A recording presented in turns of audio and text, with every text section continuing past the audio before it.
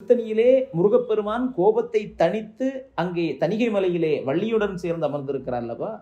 அந்த 5வது படையிலே முருகப்பெருமான் விசுத்தியை மையமாக வைத்து அமர்ந்திருக்கக்கூடிய படையாக திருத்தணி விளங்குகிறது. அதுபோல 6வது படையாக இருக்கக்கூடிய பழமுதிர்ச்சோலை, இங்கே முருகப்பெருமான் ஆஞ்ஞையை மையமாக வைத்து 6 சக்கரத்திலே ஆஞ்ஞையை மையமாக வைத்து முருகப்பெருமான் அமர்ந்திருக்கக்கூடிய படையாக பழமுதிர்ச்சோலை விளங்குகிறது. இப்படி 6 படைகளிலும் 6 சக்கரங்களை மையமாக வைத்து முருகப்பெருமான் அமர்ந்திருந்து நமக்கு அருளை தருகிறார் என்று நம்முடைய முன்னோர்கள் நமக்கு சொல்லி இருக்கிறார்கள்.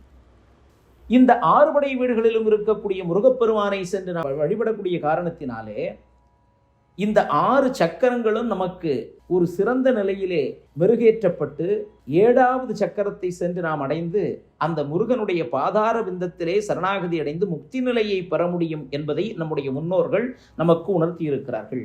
இப்படி ஒரு தனிப்பெரும் சிறப்பு பெற்ற ஒரு ஆலயமாக இந்த அறுபடை ஆலயங்கள் விளங்குகிறது.